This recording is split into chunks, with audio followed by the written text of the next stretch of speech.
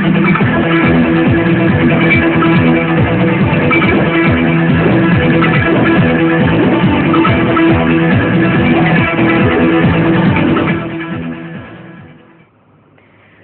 দর্শক, আপনাদের শুভেচ্ছা জানাচ্ছি। Universal Medical college and hospital আজকের সংবাদপত্রের আজকের আয়োজনে আপনাদের স্বাগত জানাচ্ছি। আমি মীর মাসুর জামান। সংবাদপত্রের শিরোনামগুলোকে ঘিরে চলমান পরিস্থিতি নিয়ে আলোচনার জন্য আজ আমাদের সঙ্গে রয়েছেন ড্যাফোডিল ইন্টারন্যাশনাল ইউনিভার্সিটির গণযোগাযোগ ও সাংবাদিকতার শিক্ষক শেখ শফিউল ইসলাম। আমরা স্বাগত জানাচ্ছি আপনাকে আমাদের মধ্যে। আপনাকে ধন্যবাদ। তো সংবাদপত্রের শিরোনামগুলো দেখে আলোচনা শুরু করছি। অবশ্যই। দৈনিক ইত্তেফাক, যে কারণে শেখ হাসিনার অধীনে ভোটে যেতে চাচ্ছে না বিএনপি। মানব জমিন, দুই জোটে একক প্রার্থী, ভোট ফ্যাক্টর 2 ইস্যু। আমাদের সময়, লন্ডন মিশনে খালেদা। সকালের খবর, দালালদের চক্রান্ত, দূতাবাস কর্মকর্তাদের গাফিলতি, বাংলাদেশিরা বিপাকে, মালয়েশিয়ায় শ্রমবাজারে সংকট। যায় দিন, চিকুনগুনিয়ার দায় কার। দৈনিক ইনকিলাব, অর্থনীতিতে মন্দা ভাব। ভোরের কাগজ, বাংলাদেশ শ্রীলঙ্কা মুক্ত বাণিজ্য চুক্তি এবছরই, রপ্তানি বাণিজ্যে নতুন সম্ভাবনা। আমাদের অর্থনীতি, বড় শহরের আসন কমানোর কথা ভাবছে ইসি। 1.5 বছরের কর্মপরিকল্পনা নিয়ে চূড়ান্ত রোডম্যাপ প্রকাশ হচ্ছে আজ। দৈনিক দিনকাল, আনিসুল হকের সমালোচনার ঝড়। দৈনিক সংগ্রাম, রাষ্ট্রায়ত্ত বাণিজ্যিক ব্যাংকগুলোর আয় ঋণাত্মক, মামলার জালে আটকে গেছে খেলাপি ঋণ আদায়। The Independent, start warm up for next polls, Awami League writes to grassroots leaders. Our time, don't isolate me from people with security measures, prime minister to SSF. শিরোনামগুলো দেখছিলাম সংবাদপত্রের। আজ অন্যতম কি প্রধান শিরোনাম হচ্ছে মাননীয় প্রধানমন্ত্রী Sheikh Hasina special security force SSF এর প্রতিষ্ঠাবার্ষিকী অনুষ্ঠানে ভাষণ দিয়েছেন এবং সেখানে তিনি বলেছেন যে নিরাপত্তার কারণে যেন তাকে মানুষ থেকে বিচ্ছিন্ন করে ফেলা না হয় এবং তিনি আইন শৃঙ্খলার সঙ্গে যারা জড়িত তাদেরকেও দেশের উন্নয়ন ত্বরান্বিত কাজ করতে বলেছেন। জি, এটা আজকে অনেকগুলো গণমাধ্যমে, বিশেষ করে বেশ কিছু সংবাদপত্র এবং টেলিভিশনে একটি প্রধান খবর যে প্রধানমন্ত্রীর পক্ষ থেকে এরকম একটি ঘোষণা এসেছে। তার নিরাপত্তার দায়িত্বে যে বাহিনী এসএসএফ, আপনি জানেন, তাদেরকে উনি বলেছেন যে জনগণ থেকে যেন তাকে কোনোভাবে বিচ্ছিন্ন না করা হয়। এটা আসলে সত্যি যে একজন প্রধানমন্ত্রী মানে কি, যে প্রধানমন্ত্রী শুধু যে রাষ্ট্রের দায়িত্বে তা তো না। ওনার বিষয়টা হচ্ছে যে উনি একটি বড় রাজনৈতিক দলের প্রধান এবং জনগণের নেত্রী। আর তার যদি একটু আমরা যদি একটু অতীতে যাই, ফিরে তাকাই, তাহলে উনি হচ্ছেন জাতির জনক বঙ্গবন্ধু শেখ মুজিবের কন্যা। বঙ্গবন্ধু সারা জীবন জনগণের নেতা ছিলেন। তার বিভিন্ন আন্দোলন, তার একেবারে ছাত্র জীবন থেকেই তার সকল আন্দোলনে ছিল জনগণের সাথে, জনগণকে সাথে নিয়ে জনগণের অন্তঃপ্রাণ নেতা ছিলেন উনি। তো এটা স্বাভাবিকভাবে মানুষের আশাও থাকে যে শুধু প্রধানমন্ত্রীর কারণে, যে শুধু আপনি সরকারের একটি বড় সর্বোচ্চ পদে থেকে যেন জনগণ থেকে বিচ্ছিন্ন না হন, জনগণের সঙ্গে যেন ওনার যোগাযোগটা থাকে। এটা কিন্তু জনগণও চান, জনগণও চায়, প্রধানমন্ত্রীও চাচ্ছেন। এটা অত্যন্ত এটা শুভ, এটা খুবই একটি ইতিবাচক বিষয়। একজন রাজনৈতিক নেতার এরকমই হওয়া উচিত আসলে, জনগণের সাথে তার সময়ে সময়ে বিভিন্ন ডায়লগ হবে, জনগণের চাওয়া পাওয়া গুলো শুনবেন এবং জনগণের সঙ্গে যদি তার একটু মুখোমুখি আলোচনা যোগাযোগ করার সুযোগ থাকে, সেটা কিন্তু এটা অত্যন্ত ভালো হয়। কারণ জনগণের কথাগুলো প্রধানমন্ত্রী জানেন কিভাবে। আপনি জানেন যে সংসদে অনেকে থাকেন, জনগণের প্রতিনিধি থাকেন, মাননীয় সংসদ সদস্যরা থাকেন, তারা তাদের এলাকার বিষয়গুলো বলেন। এছাড়া গণমাধ্যমে জনগণের কথাগুলো প্রতিফলিত হয়। কিন্তু সরাসরি যদি জনগণের সঙ্গে তার একটু মিথস্ক্রিয়া হয়, ক্রিয়া প্রতিক্রিয়া, কথা বলার সুযোগ থাকে, তাহলে কিন্তু বিষয়টা সত্যিকার অর্থে তার রাজনৈতিক কমিটমেন্ট আরো বেড়ে যায়। আরেকটি বড় সংবাদ শিরোনাম হচ্ছে শ্রীলঙ্কার প্রেসিডেন্ট সিরিসেনা তিনি ঢাকা সফর করেছেন এবং অত্যন্ত গুরুত্বপূর্ণ বলে তার এই সফরকে বিবেচনা করা হচ্ছে নানা দিক থেকেই। 14টি চুক্তি ও সমঝোতা স্মারক যেরকম সই হয়েছে, এই প্রথমবারের মতো শ্রীলঙ্কার সঙ্গে অর্থাৎ কোন রাষ্ট্রের সঙ্গে মুক্ত বাণিজ্য চুক্তি সই হতে যাচ্ছে, সেটি এই বছরই হতে পারে হওয়ার কথা সংবাদ শিরোনামে আমরা রয়েছে। এবং আঞ্চলিক সহযোগিতার একটি নতুন সম্ভাবনার দিগন্ত হিসেবে মাইল ফলক বলা উল্লেখ করা হয়েছে। হ্যাঁ, যেখানে আপনার দেখেন যে কৃষি থেকে শুরু করে বিভিন্ন বাণিজ্যের বিভিন্ন পর্যায়ে এবং সেখানে যে পারস্পরিক যে সমুদ্র সীমাটাও পারস্পরিক ব্যবহার করা যোগাযোগের জন্য, এটা সত্যিকার অর্থে যে এটা অত্যন্ত আশাপ্রদ, বিশেষ করে দুটি দেশই। কারণ আপনি জানেন যে এখন দক্ষিণ এশিয়ার মধ্যে কিন্তু বাংলাদেশ, শ্রীলঙ্কা দুটো দেশই কিন্তু অনেক ভালো করছে নানা দিক থেকেই, বিভিন্ন আর্থসামাজিক সূচকে। বিশেষ করে শিক্ষার দিকে যদি আপনি যান, এখানে কিন্তু উচ্চশিক্ষার ক্ষেত্রেও কিন্তু একটি সমঝোতার কথা বলা হয়েছে। তো তাছাড়া গবেষণার ক্ষেত্রেও কিছু পারস্পরিক অভিজ্ঞতা বিনিময়ের কথা বলা হয়েছে, আপনি জানেন। তো এটা হলে কিন্তু খুবই ভালো হয়, কারণ শ্রীলঙ্কায় কিন্তু অনেক এগিয়ে গেছে। বিশেষ করে আপনি যদি কারিগরি শিক্ষার কথা বলেন, শ্রীলঙ্কায় কিন্তু কারিগরি শিক্ষাটা খুবই উন্নত হয়েছে নানাভাবে। বিশেষ করে ওখানে ডুয়েল সিস্টেম চালু আছে। একটি হচ্ছে আপনার কারখানার সাথে সরাসরি শিক্ষা, আরেকটা হচ্ছে একাডেমিক শিক্ষা। অর্থাৎ একজন শিক্ষার্থী কোনোভাবে তার বেকার থাকার সুযোগ নাই। তাদের কিন্তু আপনার এই যে ডুয়েল সিস্টেম, যে একজন শিক্ষার্থী তারা একই সাথে প্রতিষ্ঠানে পড়াশোনা করছেন, তাত্ত্বিক পড়াশোনা করছেন, আবার তিনি বিভিন্ন প্রতিষ্ঠানের সাথে অর্থাৎ ইন্ডাস্ট্রির সাথে সরাসরি কাজ করছেন। এতে কিন্তু এবং তার সার্টিফিকেশন হচ্ছে একটা দ্বৈত সার্টিফিকেশন। এতে কিন্তু হচ্ছে কি যে আপনার কোনো শিক্ষার্থীকে বেকার থাকার সুযোগ থাকছে না। বাংলাদেশ কিন্তু এই ধরনের অভিজ্ঞতাগুলো কাজে লাগাতে পারে এবং উচ্চ শিক্ষার ক্ষেত্রে কিন্তু এই ধরনের সুযোগ করা হচ্ছে, গবেষণার ক্ষেত্রে করা হচ্ছে। এটা অত্যন্ত আশাপ্রদ। এবং ব্যবসায়ীদের বিনা ভিসায় শ্রীলঙ্কা যোগাযোগের একটা আছে। তাছাড়া কর রেয়াতের কথাও, সুযোগ এই শুল্ক রেয়াতের ব্যাপারেও কিন্তু এসছে, যে যেন ব্যবসা বাণিজ্যের বিষয়টি দুই দেশের মধ্যে ত্বরান্বিত হয়। এটা হতে পারলে ভালো, কারণ তাছাড়া শ্রীলঙ্কার সাথে বাংলাদেশের সম্পর্ক আগের থেকেই অনেক ভালো। পরে এই নতুন যে এতগুলো সমঝোতা স্মারক এবং চুক্তি স্বাক্ষর হওয়ার যে বড় সম্ভাবনা দেখা দিয়েছে, এতে এই সম্পর্কটা আরো ত্বরান্বিত হবে। এবং যদি এটা আপনার সঠিকভাবে পরিচালিত হয়, তাহলে এশিয়ার মধ্যে কিন্তু আমরা শুধু দক্ষিণ এশিয়ায় দাবি করবো না, এশিয়ার মধ্যেই দুই দেশকেই কিন্তু এখন খুব সমান্তরালে তাদের উন্নয়নটা পরিচালিত হবে। এখন এটাই বলে আপনি যে আসলে বর্তমান যুগই হচ্ছে নেটওয়ার্কের যুগ, বর্তমান যুগ হচ্ছে একসাথে যাওয়ার যুগ।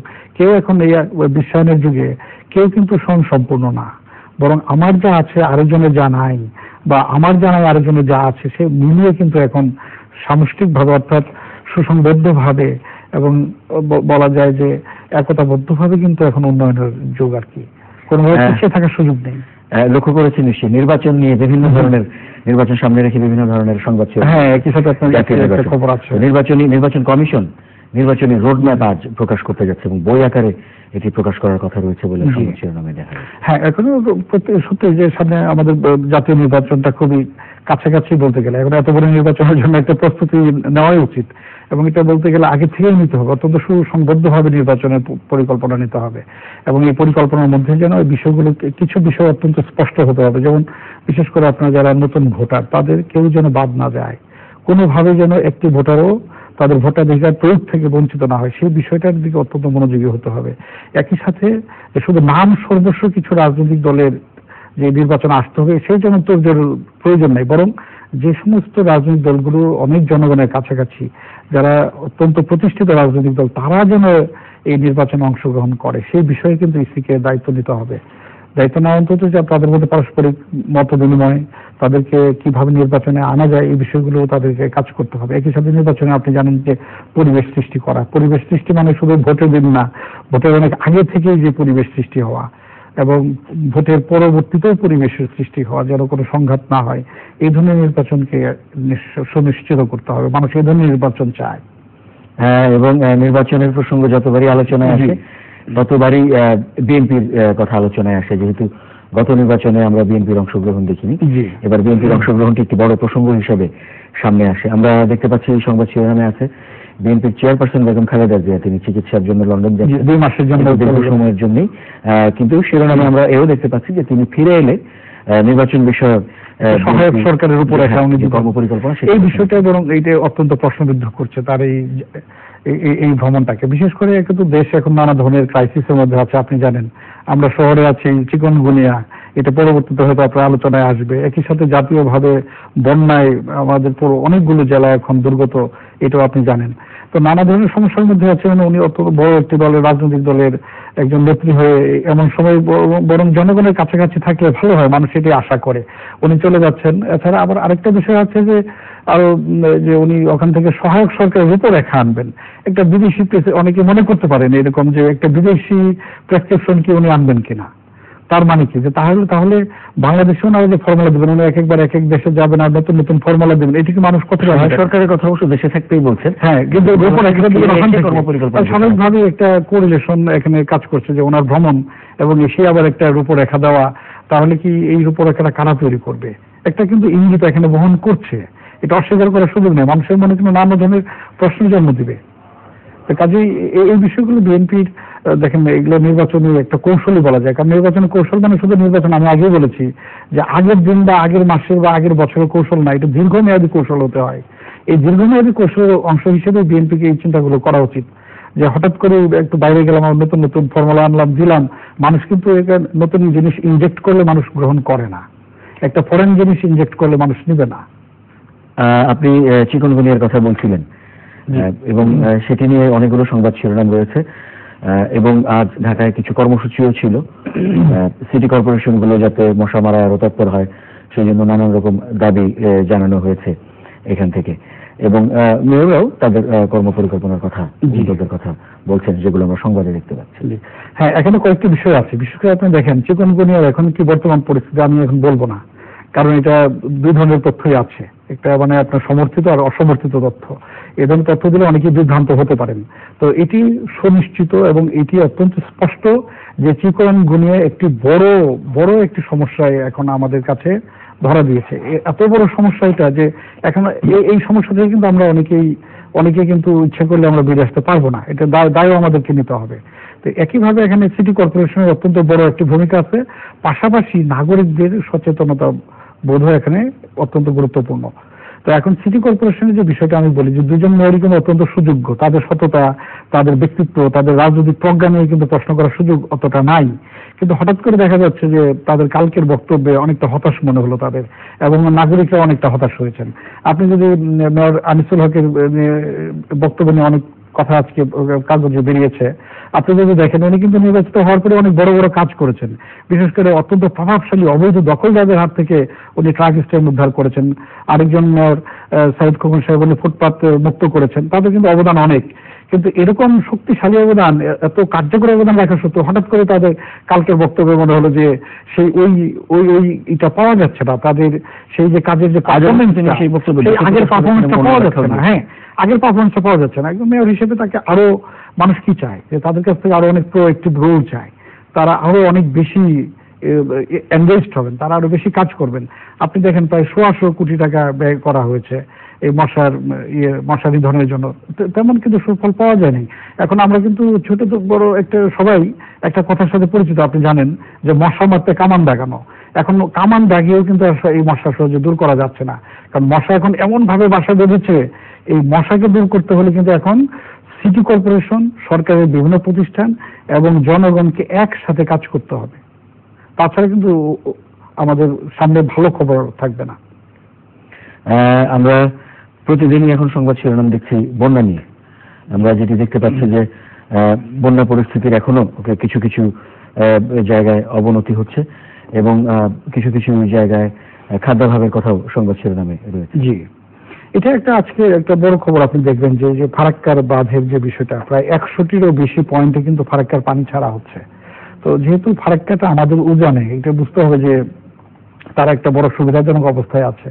পানির ঘাটতি হলে বাঁধটা তারা সঠিকভাবে রক্ষণাবেক্ষণ করছেন, অর্থাৎ বাঁধ ছাড়ছেন না, আবার বন্যার পানি বেশি হয়ে গেলে পানিটা ছেড়ে দিচ্ছে না। আমার ভাটির দেশ, তো স্বাভাবিকভাবে কিন্তু এখানে এই বন্যার বিষয়টি যে শুধু বৃষ্টির কারণে হচ্ছে তা না, এটা যে ন্যাচারাল ডিজাস্টার তা কিন্তু না, এর সাথে যোগ হয়েছে আপনার ম্যানমেড ডিজাস্টার, অর্থাৎ মানব সৃষ্ট। এখন এটা একই সাথে বাংলাদেশের বন্যাটা কিন্তু দেশীয় এবং আন্তর্জাতিক দুইভাবেই কিন্তু আমাদেরকে দেখার সুযোগ আছে।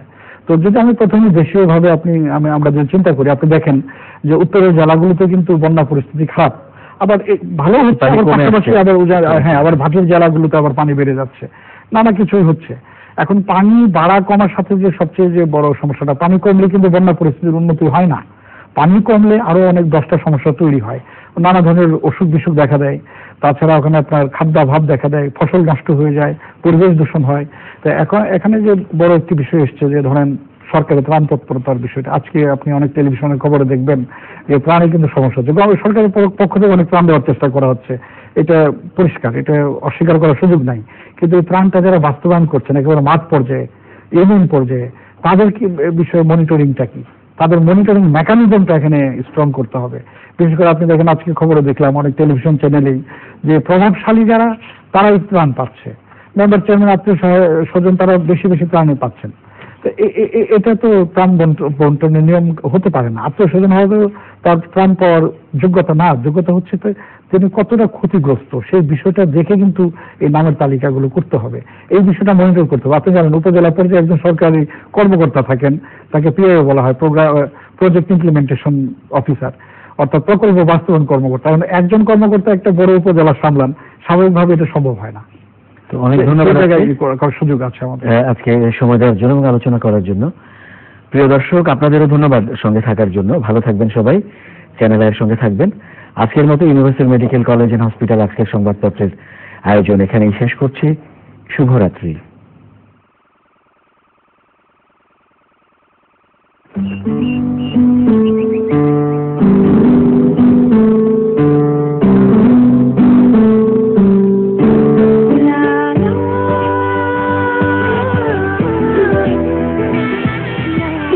একা হয়ে গেলে বাবা, নিজের দিকে খেয়াল রেখো। তুমি নিজের দিকে খেয়াল রেখো। মেয়েটাও বিদেশ চলে গেল। আঙ্কেল, নিজের দিকে খেয়াল রাখবেন।